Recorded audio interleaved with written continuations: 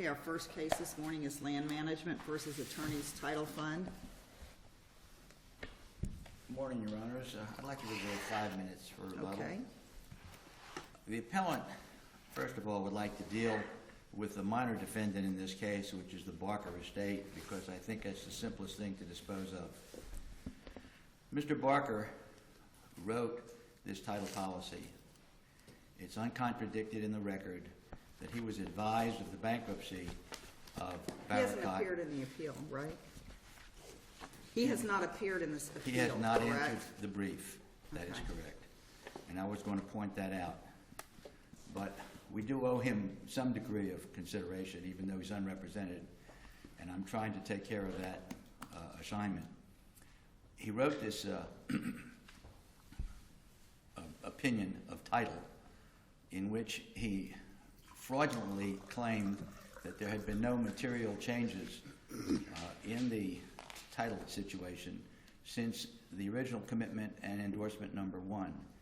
And he said in his endorsement number 2 of November 22, 2002, there had been no material changes since the prior endorsement.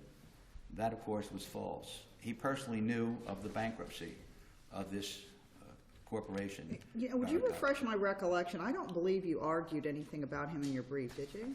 I did. Okay. I did.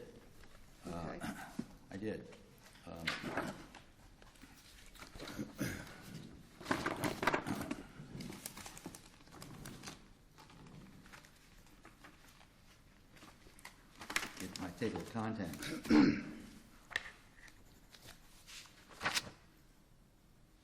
Point 3, the title agent and the title insurer had a clear authority of disclosing the bankruptcy and the $800,000 lien. Okay, Point 3. I see it. And there's an indication in the reply brief that, of course, they have not responded. But the reason that that's important is because we had discovered, in late discovery, just before we filed our last amended complaint, that notwithstanding a statutory requirement by the Florida statutes that all insurance agents in the state of Florida be covered by errors and omission coverage in a minimum amount of $250,000, they had grandfathered Mr. Barker and allowed him to continue to write insurance for this company as he had previously been done without having title insurance.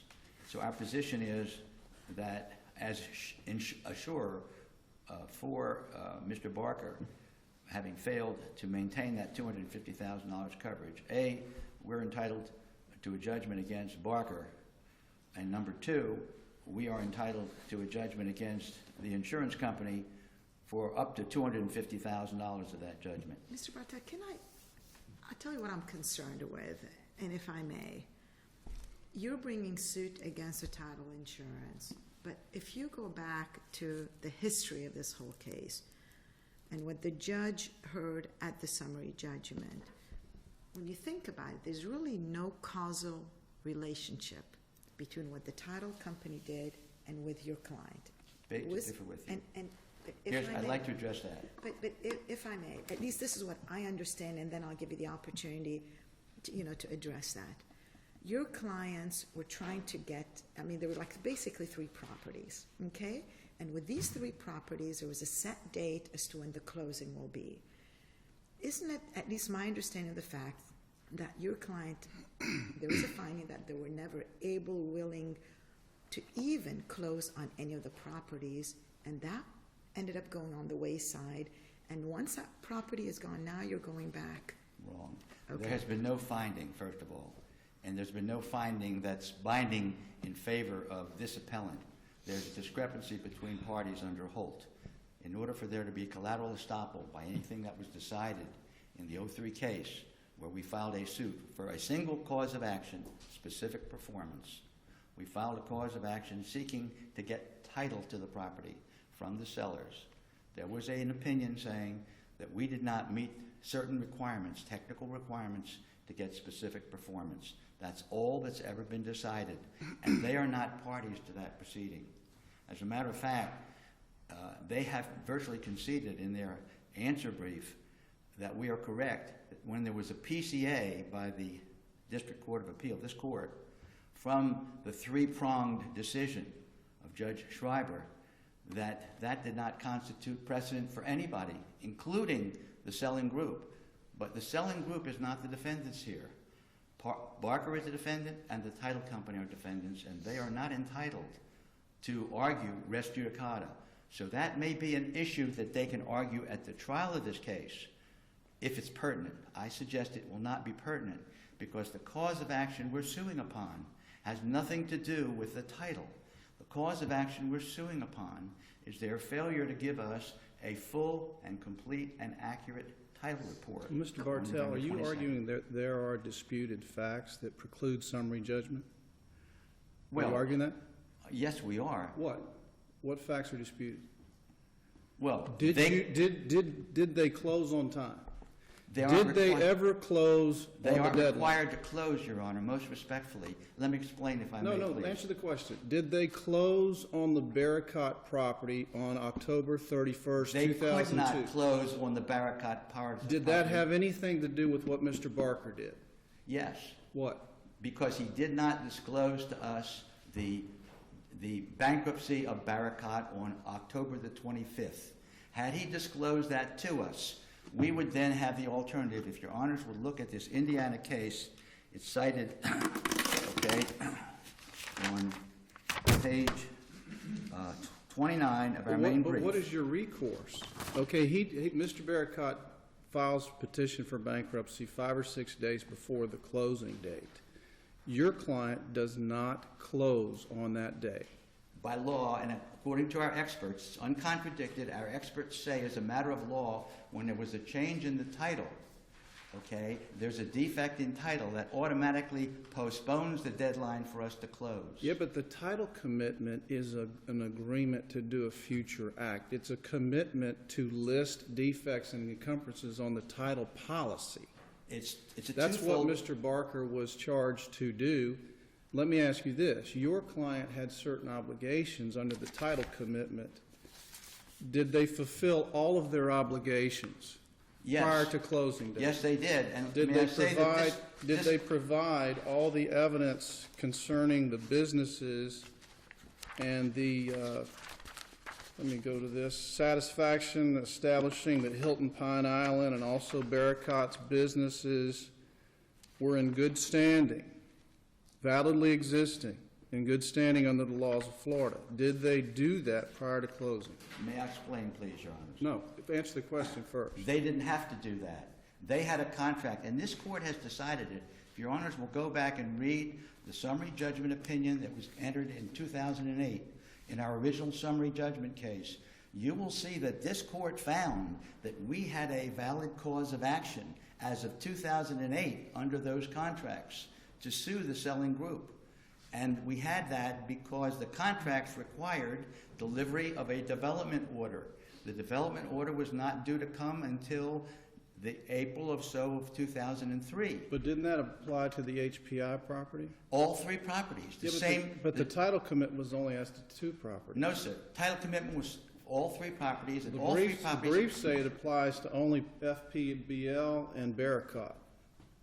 There was a third policy issued by Mr. Fisher with the same title company. All contracts had the same thing, was to be a simultaneous closing. And you don't have to go any further, most respectfully.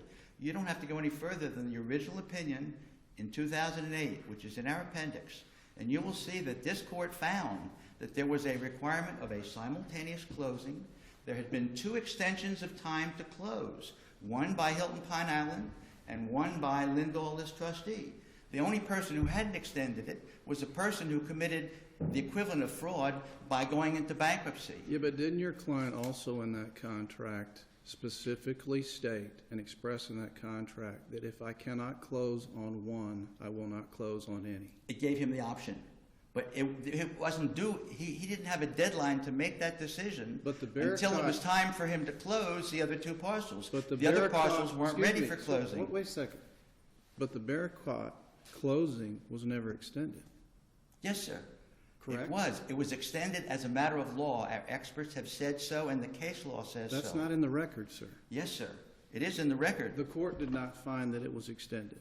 because it ignored that fact. But I'm telling Your Honor that it's in the record, okay? On pages 233 to 241 of the Record on Appeal are our two uncontradicted expert opinions that say when a corporation goes into bankruptcy, there's a change in title. That's number one. Number two, if Your Honor will look at Appendix 39 of our brief, the bankruptcy requirements are set in there by this very defendant in their own title notes. It says when there's a bankruptcy, okay, all estate of the owner ceases at that time, and you must go into bankruptcy in order to convey good title. And what the court says, this court says in the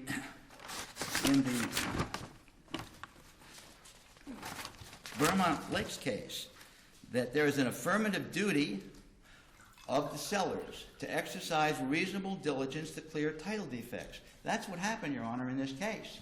Title defects arose, and that's what the opinion said in 2008. That's how they sustained our right in 2008 to go to trial against the selling group, by saying that there was to be a simultaneous closing, same clauses in all three policies. There was to be a development order confirmation, which had not been forthcoming. And by all that time, prior to that time, all of these acts of misconduct occurred. But I would like, most respectfully, to jump back to November 22 of 2002. That's the date when all of this misconduct occurred.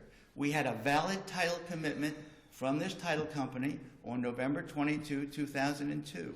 Their title agent said, in violation of abstractors' negligence and in violation of the duty to fully, truthfully, and fairly report, that there had been no new liens and no change in title. They reconfirmed that title was still in the name of Barakat, which was a falsity. Are you arguing at that time, when Mr. Barker failed to list the bankruptcy, that your client was ready, willing, and financially able to buy the property? Yes or no? He was ready and willing, and he had commitments. And financially able to buy We the have submitted property. evidence to show that he Yes had or no? 7 different people Sir, who were willing to finance it. Yes or no? He had commitments from people to provide the closing when, as, and if title was good. That's the problem. Title companies given a title commitment to close within 90 days. And you have to show them that the title is ready for closing. That's what the Vermont Lakes case says. That's what our experts say. That's what anybody who's a student of title law will tell you. If a defect in title accrues between the date that contract is supposed to close and the date it can't close because of a title defect, that's the seller's responsibility. It automatically postpones the closing. Mr. Bartel, are you taking the position, I thought there was evidence of the record that your clients were aware of that bankruptcy? We're not aware. They were not notified until April of 2003 by a letter. That's in the record. Okay. And I guess maybe perhaps I share what Judge Sleet's concern are, because from the record that I have reviewed, and that's when I go back to my initial question about the causal connection, I really still don't see... Here's the causal connection. If we had been told about the bankruptcy in a proper endorsement, here's what would have happened. Mr. Barker would have written a new endorsement number 2 or an endorsement number 3 saying there has been A, a new lien of $800,000, and B, a bankruptcy. The law says that the sellers have an obligation in good faith to go into the bankruptcy court and ask the bankruptcy court to convey to us, not to this new party who has come in intervening to try to interpose and interfere with our contract. They have a duty to go into court and attempt to close on the first contract, not the second contract. Had they done that within 90 days, and that's how long it took them to do it without anybody's interference, had they done that, all that title defect would have been cured. And we would have the option. Now, if they refused to go into bankruptcy, we would then have had the option. We would then have the option, okay, to withdraw from this and avoid attorney's fees and costs and avoid anything else. But we also had the option to go into court and attempt to get good title, which we attempted to do. We lost it. But that doesn't mean that the first tort, which is the tort that occurred on November 22, is not actionable. It's actionable against these people. Nothing that was decided in the other case against the selling group is res judicata against us, and we have a very good title policy. Actionable under what theory, sir? Actionable under restatement 552 of the torts. For the Actionable under For the constructive fraud? actual as a fraud. Actionable under But you Shada. dismissed the fraud in April of 2012. Sir? You dismissed your fraud count in April of 2012. But I didn't dismiss my suit under 552. In fact, the judge sustained it originally. Okay. The Shada case has now been revived. And the Shada case says, there's a string of cases, that there is now abstractor's liability in tort as well as contract in Florida. It's been revived by Tiara Condominium, cited in point 1 of my answer brief. And what that case says, Your Honors, is that there is liability of a title company. And this is most important.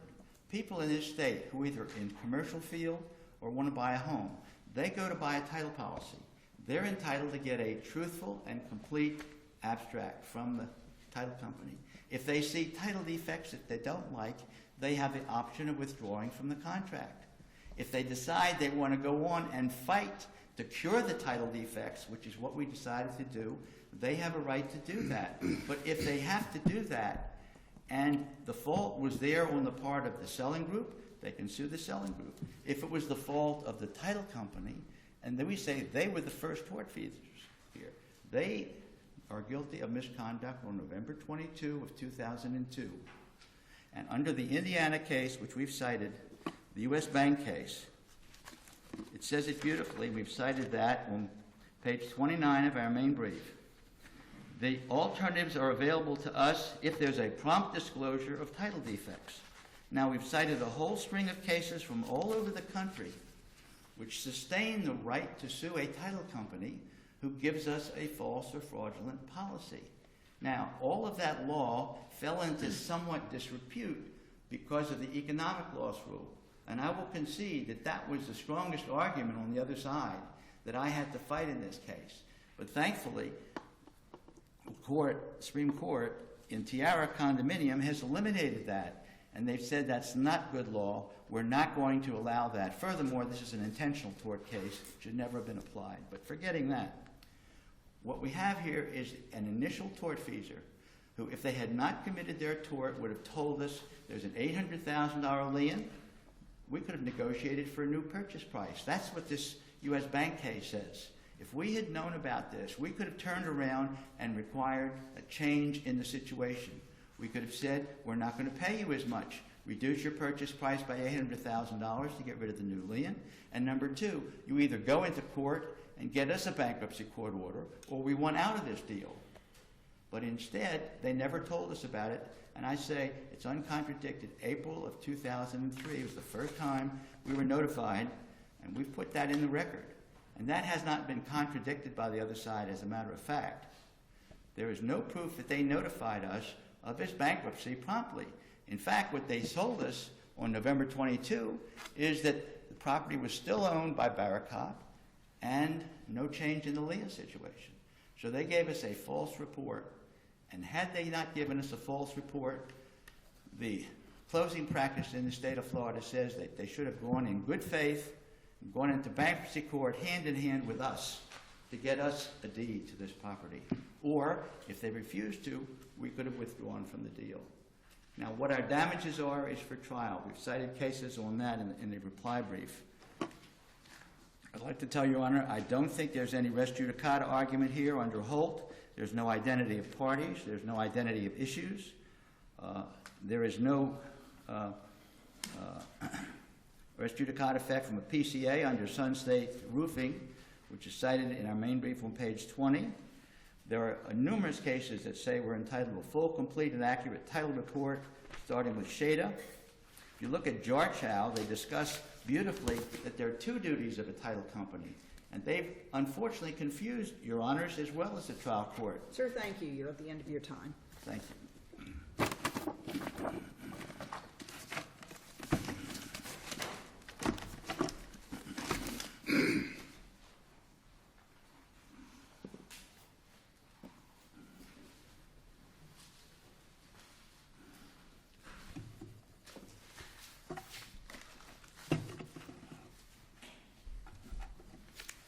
May it please the Court. The material facts of this case are undisputed and support the entry of summary judgment on the breach of contract and tort counts, which are the only 2 counts in the operative amended complaint that is before the Court. Both counts required that the plaintiff demonstrate a breach of a duty, causation, and a nexus to show that the breach caused some sort of damages. Just for the record, I know you are, just for the record. Brian Koch with Very Greenberg Traurig on behalf of Attorneys Title Insurance Fund. Thank you, Mr. Koch. Each particular element that the plaintiff was required to prove in this case was missing, and there was undisputed evidence at summary judgment that demonstrated that. Let me turn to the primary issue, and it was brought up very early on in the questions by Your Honor, where it was the lack of a nexus. It was the lack of any causation of anything that the fund did to prevent this particular plaintiff from closing. What we have in the record, Jay Evans, who was the corporate representative of the plaintiff here, specifically testified that he was not ready, willing, nor able to close on October 31st of 2002. He also testified with respect to the second contract that he was not ready, willing, or able to close on January 15th of 2003. Then he also testified that he was still not ready, willing, or able to close on the third contract that was at issue in July of 2003. Now, how do we know he wasn't ready in 2002, on October 31st of 2002 to close? Because he expressly said that they were waiting to get a development order from Lee County. And in this particular case, the evidence is undisputed that that development order at issue did not come into play until March 21st of the following year. So as of November 22nd, 2002, the date that they're claiming is the operative date here, they did not have the development order that they said was necessary and a requirement for them to close. In order for them to come forward here, they need to show that they were ready, willing, and able to close on the purchase of the properties. And in this particular case, they weren't. Now, there was a question that was brought up before as to the financial ability of this particular plaintiff. And in this particular case, in this action, there was no evidence that was put in the record in this case that supported that this plaintiff was financially ready at any point in time.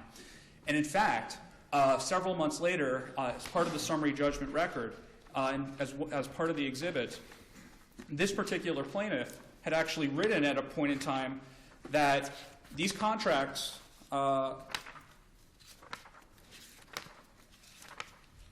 and I'm going to refer the record, it's to page 561 of the record. This was Exhibit 15 of the Jay Evans deposition, where he expressly wrote, in April 1st of 2003, it's impossible for me to secure my financing. And he also says that I have asked the seller's permission to purchase extensions to the closing due to the amount of time. In this particular case, the plaintiff here went to each of the 3 sellers for each of the 3 parcels, because they were all separate contracts, and he went to each of them and said, will you extend the closing? Will you enter into this new addendum?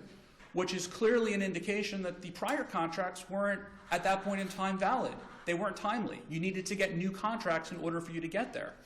So whatever it is that they're alleging that the fund did with respect to not amending the title commitment to reflect that Barricade had gone into bankruptcy had absolutely nothing whatsoever to do with their failure to close. Also, What about, how do you respond to counsel's assertion that the bankruptcy in the Barricade property somehow worked to become an extension of the closing? I've never heard that. But Your Honor, I've never heard of that either. And what we do know in this particular case is that the plaintiff here did go into the bankruptcy proceedings. And in fact, what happened was that on July 28th of 2003 is when there was actually a bankruptcy proceeding that was opened for Barricade in Fort Myers. Now, what happened there? On August 8th of 2003, a notice of bankruptcy was filed in the 2003 case, the same case where they're alleging specific performance that ultimately went up, and this court had a PCA affirmance on that earlier. In that particular case, there was a notice of bankruptcy that was filed. Now, the plaintiff then went to the bankruptcy court. He made an appearance. He filed a motion. What did he tell the bankruptcy court? He said, my contract expired. He wasn't going to the bankruptcy court to say, hey, wait a minute, sell me the property. What he was saying to the bankruptcy court was, we don't have a contract, but we'd like you to have an auction process. We'd like to have an opportunity to buy this contract.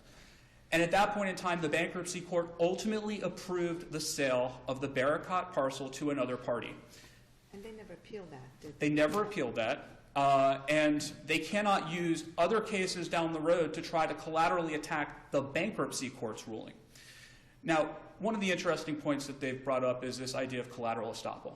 And I want to make the record very clear. And we said this at the trial court, we said this in our motion, and we say it here and an oral argument that we had previously, is that it was the record in this case supported the very findings of fact that Judge Kyle was able to make at the trial court down below, because that record evidence was undisputed in this case. And we've had similar situations where they've tried to conflate things that were done in the 2003 case or in the 2004 case, but they are not of record in this case. Because I know counsel said, well, the issue below was specific performance, but even with specific performance, there has to be a finding that his clients were ready, willing, and able to close on the property. And apparently below, there was no such finding, so they were not able to, and it goes back to the questions that Justice Sleeth was asking. They don't have the finance, they're not able to proceed with the closing. So if that's the case, and if you take that as a fact, then I guess in my mind, which is the question, how do we leap now to this lawsuit? We're filing suit against the title because of their failure to include something there that perhaps they should or should not. That's for another day. Well, Your Honor, in this particular case, I asked Jay Evans at his deposition whether or not he was ready, willing, and able to close. And he said he wasn't. He said he wasn't in October of 2002. He said he wasn't in January of 2003. He said he wasn't in July of 2003. And really for the 10-year period of time that they had the other lawsuit going, he wasn't ready, willing, and able to close. He was deposed in this case in November of 2011. So when you put all that into play, there's a lack of any nexus with respect to the alleged damages. And the alleged damages here is supposedly based on his failure to be able to purchase the parcels at issue. But the only thing that the fund did with respect to a title commitment is promising that if you make the closing, if you have a closing of the property, if you purchase the property, and then somebody then attacks your title to the property after you've closed, we're going to, at that point in time, defend your title because that's what we've promised to do. And with respect to this particular case, it's important to note that the original title commitment was issued in August of 2002. That particular title commitment was accurate. Nobody is disputing that whatsoever, that there were no issues with respect to the title commitment. Now, there were two endorsements to the title commitment. One of those endorsements changed the amount, and the other one changed the proposed insured. Now, those endorsements don't say that everything we did back in August of 2002 was correct.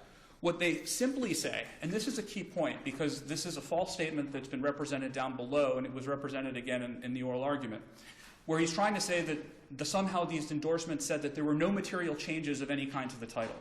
But the only thing that these endorsements say is that the policy is hereby amended as follows, ... whatever the amendment is, but in all other respects remains unchanged.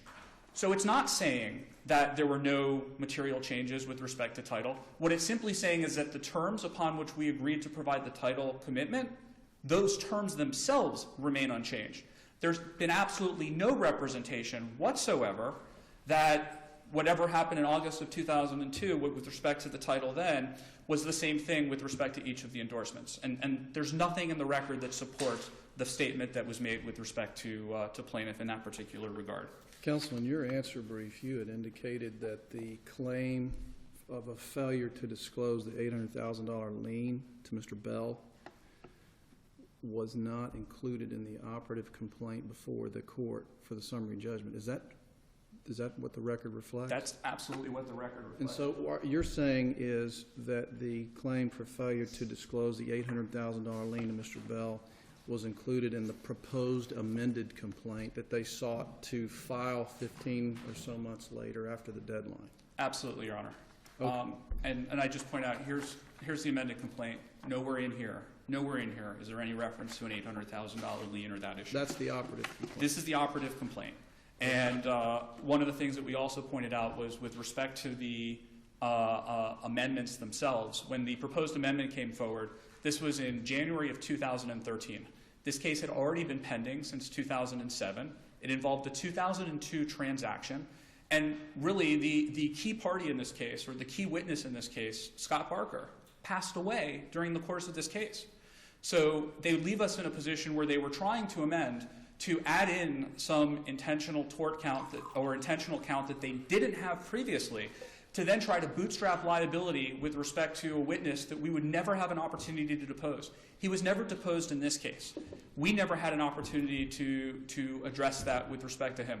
And by the point in time that they were doing this, they admitted that whatever they were basing it on, they had the same information 3 years prior, when they had prepared for trial back in 2010 with respect to the 2003 case. And so with respect to that second point on whether or not this complaint could have been amended, that was a discretionary call by Judge Kyle. And there's clearly nothing in the record that would demonstrate whatsoever that there was an abuse of that discretion based on the facts and circumstances of this case.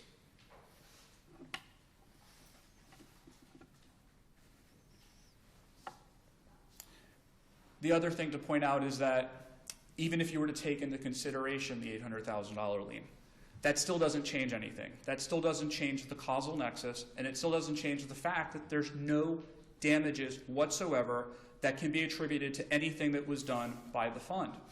And how do we know that the bankruptcy had no issue at all in this case, with respect to not causing them, or to respect to them not being able to close? How do we know that?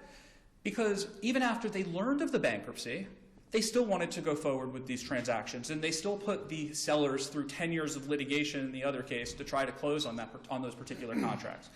In addition to that, they also said that notwithstanding the bankruptcy issue, they weren't ready, willing, or able to close.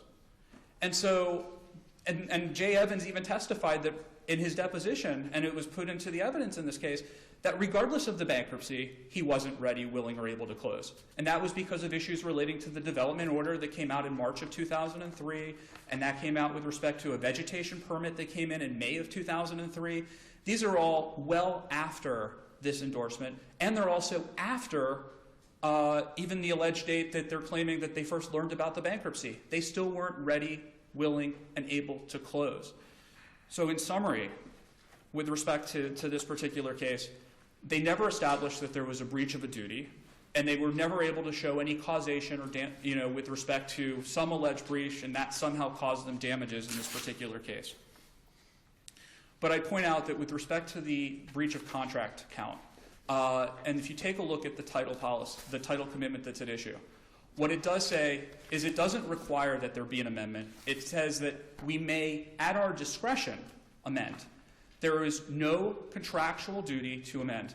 And quite frankly, the only duty that the fund would have had to this particular plaintiff would have been based on the title commitment itself.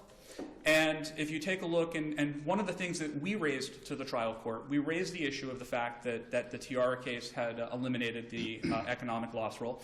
We raised that to the trial court with respect to the motion for rehearing.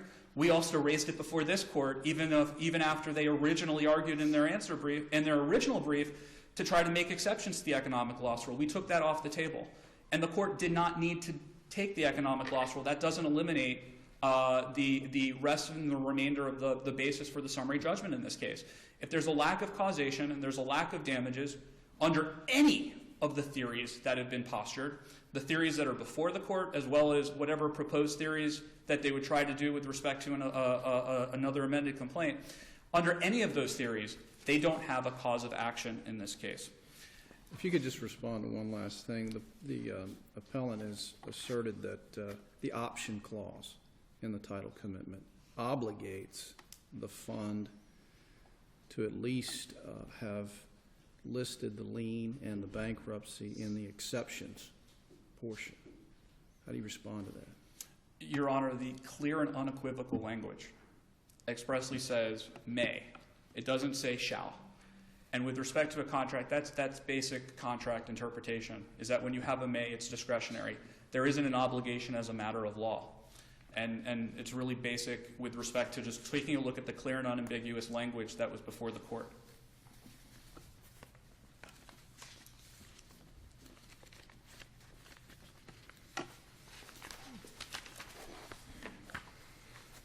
The other final thing I will just briefly address is there was a reference made to 552 of the restatement, and I'll just briefly note that the plaintiff's brief left out two key points when they actually tried to cite restatement 552. Number one, they said that there had to be false information that was provided. And in this case, it's not a matter of whether or not there was false information provided. It's a matter of the allegation is that the information wasn't provided. So the false information requirement prong of 552 is not applicable. And then there's also a reasonable reliance or a reliance standard. And in this particular case, what we know from the record that's undisputed, that's unrebutted, is that they didn't close on this transaction for reasons wholly unrelated to anything whatsoever having to do with the fund. And so for all of the reasons that we've put forward in our briefs, for all of the reasons that were demonstrated with the undisputed record in this case, we would ask that this court affirm the summary judgment. Thank you, Your Honors. Thank you, gentlemen. Our next case this morning, sir, you used all your time. You used your 20 minutes. I don't even have 1 minute? No, you used all 20. Our next case this morning is Wholesale Investments versus Ernest.